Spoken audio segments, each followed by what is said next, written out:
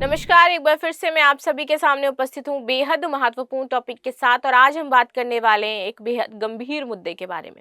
हम सभी जानते हैं कि आजकल डाइवोर्स केसेस जो हैं इन इंडिया बढ़ गए हैं। पहले एक बात कही जाती थी कि ऑल ओवर द वर्ल्ड जितने डाइवोर्स होते थे उसमें से मात्र 1% इंडिया में डाइवोर्स होते थे। यानी अगर अमेरिका में आप देखो कि जनरल डिवोर्स के जो रेट है वो 50-60% लोग जो है शादी के तुरंत बाद अलग हो जाते हैं, 70% तक है, 80% तक है। बट इंडिया कि अगर बात करूं तो मात्र 1% लोग जो हैं वो डाइवोर्स लेते थे। उसके पीछे के कारण भी बहुत सारे थे। कारण सबसे बड़ा ये था कि एक जो सामाजिक प्रेशर हम झेलते थे, समाज में जो कहा जाता था डाइवोर्सी का टैग लगना, वो कोई नहीं चाहता था।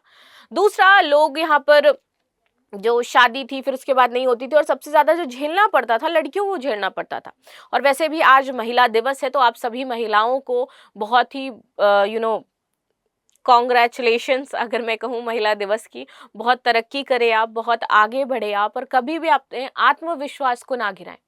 आपको 1000 बार बताया जाएगा कि आप लड़की हो और आप ये नहीं कर सकते हो, और आपको हर बार ये प्रूव करके दिखाना है कि हाँ वाकई मैं लड़की हूँ और मैं ही कर सकती हूँ और कोई नहीं कर सकता है।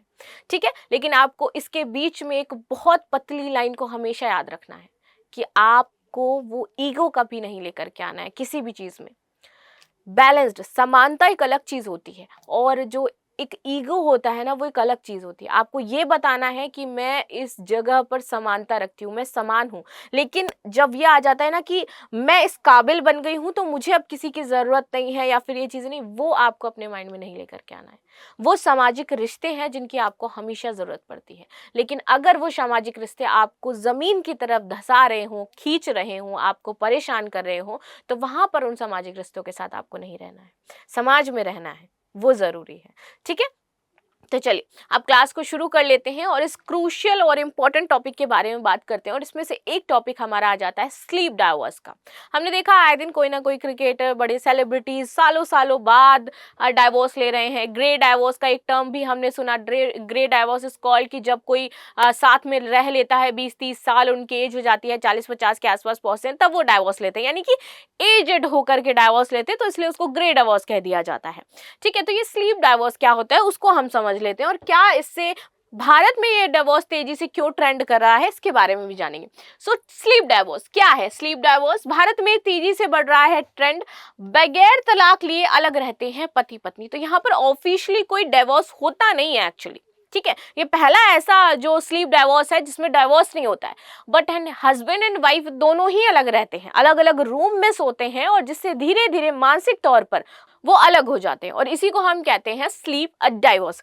चलो आगे समझ लेते हैं इसमें क्या टर्म्स और क्या चीजें होती हैं और उससे फिर क्या दिक्कतें क्रिएट हो जाती हैं आपके एक, अगर मैं रिलेशनशिप की बात करूं तो उसमें स्लीप डाइवोर्स का ट्रेंड हाल ही में दुनिया भर में तेजी से बढ़ रहा है। ये एक ऐसी अवस्था है जब पति पत्नी के बीच कोई कानूनी तलाक जो है वो नहीं होता है, बल्कि वे केवल सोने की जब व्यवस्था होती है उसको अलग अलग कर लेते हैं। वो अलग अलग रूम में सोते हैं, यानी कि वे एक ही घर में रहते हैं लेकिन अलग अलग बेडरूम में सोते हैं। नींद के लिए आपसी अलगाव, ये है जहां पर प्रायोरिटी नींद को ज्यादा दी जाती है। ठीक है, स्लीप डाइवोर्स जैसे कि नाम से ही स्पष्ट है, नींद के लिए आपसी अलगाव की एक शैली है। इसे ऐसे समझा जा सकता है कि अच्छी नींद पाने के लिए पति पत्नी अलग अलग कमरों या फिर अलग अलग बिस्तर या फिर अलग अलग समय पर सोते हैं। साथी के खर्राटे की आवाज उन्हें डिस्टर्ब करती है कभी कभी, तो उससे नींद बाधित हो जाती है। इसके अलावा एसी का तापमान दोनों को अलग अलग चाहिए, उसमें मेल नहीं बैठ रहा है। यानी कि अगर मैं कहूँ तो मुझे एसी का टेम्परेचर 21 चाहिए, और अगर बाई चांस मेरा पार्टनर होगा उसको एसी का टेम्परेचर 16 चाहिए, तो हम दोनों में नहीं बैठ रही हो, यानी कि हम सो भी नहीं सकते हैं, फिर उस टेम्परेचर में प्रॉब्लम होगी। तो इससे अच्छा कि हम कॉम्प्रोमाइज ना करें, क्योंकि वहां पर तो इसमें तो कॉम्प्रोमाइज है ही नहीं ना। हम कॉम्प्रोमाइज कर नहीं सकते नींद के साथ, क्योंकि मॉर्निंग में हमें भी काम पे जाना है और शायद आपको भी जाना हो, या फिर नहीं भी जाना है तो भी दिक्कतें हैं। ठीक है, तो यहाँ पर पंखे की गति से प्रॉब्लम हो सकती है कि भैया हमें पंखा चलाना है, तुम्हें नहीं चलाना है। तो इस तरीके से कुछ चीजों को लेकर के युगल में बहस और मतभेद जो है वो इस स्तर तक बढ़ जाता है कि दोनों साथ में सोते ही नहीं है। और जब वो दोनों साथ में सोना बंद कर देते हैं, बेडरूम में रात में रहना बंद कर देते हैं, तो आप देखोगे धीरे धीरे उनका जो मेंटली गैप है वो क्रिएट हो जाता है, क्योंकि वो आपस में बात करना बंद कर देते हैं, आपस में चीजों को शेयर करना बंद कर देते हैं। आप इमेजिन करो अपने माइंड में कि आपके हस्बैंड, बहुत सारे लोग शायद मुझे अभी मैरिड देख रहे होंगे, कुछ लोग मुझे अनमैरिड भी देख रहे होंगे। जो अनमैरिड है उनके लिए स्पेशली मैं एक बात भी कहना चाहूंगी कि आप कुछ चीजों में जरूर कॉम्प्रोमाइज करिए ताकि आपका रिश्ता बच जाए, ठीक है। लेकिन अगर हर चीज में आपको कॉम्प्रोमाइज करना पड़ रहा है, देन आपको कॉम्प्रोमाइज करना वहां पर बंद कर देना है। इसका मतलब ये नहीं कि मैं ये कह रही हूँ कि आपको रिश्ता खत्म कर देना है, नहीं, आपको उस लिमिट तक कॉम्प्रोमाइज करना है जाकर के जहां तक शायद आप कर सकती हैं, जहां तक आपको लगता है कि हाँ दिस इज व्हाट, यहां तक मैं कर सकती हूँ। हर बार आप कॉम्प्रोमाइज कर रहे हो, सामने वाला नहीं कर रहा है, देन आपको वहां पर चीजें खत्म करनी है, ठीक है। अब बात कर लेते हैं जो मैरिड लोग अगर मुझे देख रहे होंगे, आपको पता होगा कि अगर आप पूरे दिन फुल डे वर्किंग है एज अ वुमेन, अगर आप भी वर्किंग है और एज अ हस्बैंड अगर वो भी वर्किंग है, तो आपके पास सिर्फ एक ही टाइम होता है रात, जहां पर बैठ करके आप दोनों आपस में बातचीत कर सकते हो। आप दोनों पूरे पूरे दिन की दिनचर्या या फिर फ्यूचर में क्या प्लानिंग करनी है इसके बारे में बातें कर सकते हो। और अगर उस टाइम भी आप बात नहीं कर रहे हो, आप अपनी चीजों को डिस्कस नहीं कर रहे हो, तो आप देखोगे कि आप दोनों ही फिर अलग अलग जगह इन्वॉल्व होकर के किसी से बातें कर रहे होगे और आपके बीच में जो गैप है वो क्रिएट हो जाएगा और आप दोनों को ही लगेगा कि यार क्यों, क्या क्या मतलब है, कोई मतलब ही नहीं है। और आप दोनों एक दूसरे से शिकायत करने लगोगे, तुमने मुझे ये नहीं बताया था, तुमने मुझे नहीं बताया था कि यहाँ जाने की प्लानिंग है, तुमने मुझे ये नहीं बताया था कि इस रिश्तेदार के यहाँ पर एक आज काम है, तुमने मुझे ये नहीं बताया था। तो इस तरीके से जो चीज़ें हैं वो बहुत ज़्यादा बढ़ जाती हैं, क्योंकि एक टाइम आपको मिलता है जहाँ पर आप दोनों चीज़ें शेयर कर सकते हो, बैठ करके शॉर्ट आउट कर सकते हो, बट वो खत्म हो जाती है। इसका असर नींद को प्रभावित ना करने के लिए कई देशों में इसका चलन बढ़ गया है। क्या ये रिश्ते के लिए सही है? कुछ लोगों के लिए ये रिश्ते को बचाने का सही तरीका हो सकता है, क्योंकि अच्छी नींद से मूड और सेहत बेहतर होते हैं।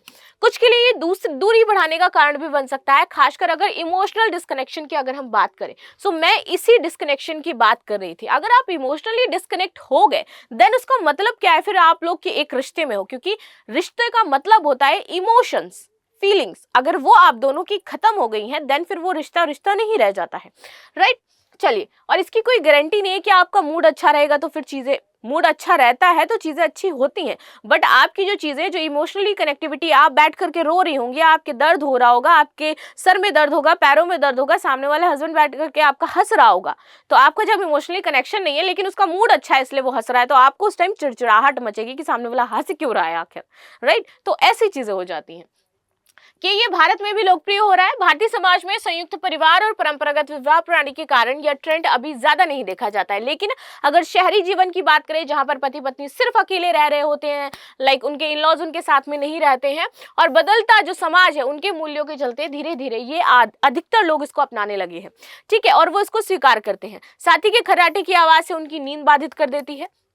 इसके अलावा एसी का तापमान, पंखे की गति, कुछ अन्य चीजों को लेकर के युगल में मतभेद होता है और इसके कारण वो अलग अलग सोना शुरू कर देते हैं।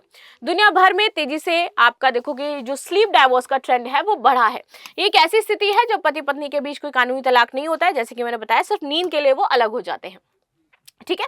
ऐसे में देखोगे ये समझा जा सकता है कि अच्छी नींद पाने के लिए पति पत्नी अलग अलग कमरे, अलग अलग बिस्तर या अलग अलग समय पर सो रहे हैं। ये हमने देख लिया स्लीप डाइवोर्स क्यों बढ़ रहा है। इसके पीछे आपके कई कारण हो सकते हैं। नींद की क्वालिटी में सुधार करना, नींद की क्वालिटी में सुधार करने के लिए लोग ऐसा करते हैं। स्वास्थ्य कारण, अगर किसी को नींद में चलने, ज्यादा हिलने डुलने या फिर अन्य कोई मेडिकल समस्या हो तो अलग सोना बेहतर होता है, तो इस वजह से लोग अलग सोने लगते हैं। वर्क शेड्यूल का अंतर अगर हो जाए तो, अगर पति पत्नी के काम के समय अलग अलग हो, जैसे कि कोई रात की शिफ्ट में हो और दूसरा दिन की शिफ्ट में काम करता है, तो एक साथ सोना मुश्किल हो जाता है। यानी कि हमने ये पूरा आर्टिकल पढ़ा और इस आर्टिकल में हमने कहीं भी ये नहीं देखा जहां पर रिश्ते को प्रायोरिटी दी जा रही है या फिर ये कहा जा रहा है कि हम दोनों को मिल करके इस चीज को शॉर्ट आउट करना चाहिए। नहीं, यहाँ पे ये कहा जा रहा है कि हाँ ये ठीक है, ऐसा हो सकता है और अलग अलग होना बेहतर है।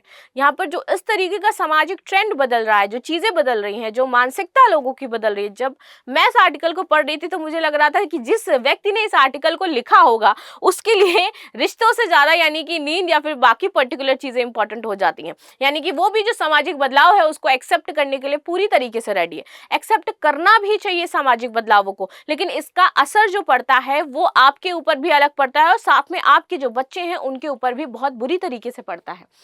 पर्सनल स्पेस की जरूरत है। कुछ लोग अपनी व्यक्तिगत जगह और आराम को प्राथमिकता देते हैं। This is not good. अगर आपको पर्सनल स्पेस ही चाहिए था तो आपने शादी क्यों करी? आप अकेले रहते, फिर आप सामने वाले को अगर इमोशनली अवेलेबल नहीं है उसके लिए। रिलेशनशिप का मतलब ये होता है कि आप सामने वाले के लिए इमोशनली अवेलेबल रहो, वरना तो बाकी और भी लोग कर देते हैं। खाना खर्चा पैसा वैसा सब हो जाता है भाई। जनरली आज का तो टाइम है, हम तो वो कमा के भी कर सकते हैं ना, लेकिन हमारे लिए अगर कोई इमोशनली अवेलेबल नहीं है, जब हमें बहुत ज़्यादा ज़रूरत है, देन फिर उसका कोई मतलब नहीं होता है।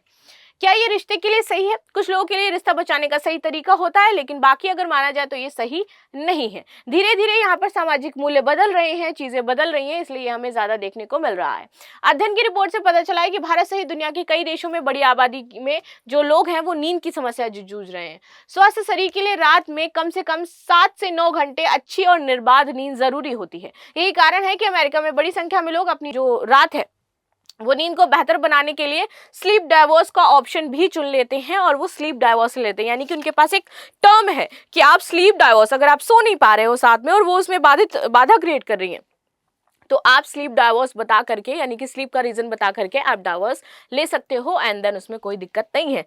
तो ये वो दिन भी दूर नहीं जब इंडिया में भी लोग स्लीप डाइवर्स लेने लगेंगे, क्योंकि आज के लोगों को लाइक अगर मैं बात कहूँ कि अलग होना उनको ईजी लगता है कि ये सबसे ईजी तरीका है, वो उसमें जूझना नहीं चाहते हैं बहुत टाइम तक। शायद वो पहले बहुत ज़्यादा जूझ चुके होते हैं, या फिर उनको लगता है कि चीज़ें यहीं तक थी, इसको यहाँ पर शटल डाउन करना ज़्यादा ज़रूरी है। बाकी आपकी क्या राय हो जाती है इस मुद्दे पर ज़रूर बताइएगा। मिलते हैं नेक्स्ट क्लास में, तब तक के लिए धन्यवाद। लाइक शेयर सब्सक्राइब करना बिल्कुल भी ना भूलें, and thank you so much.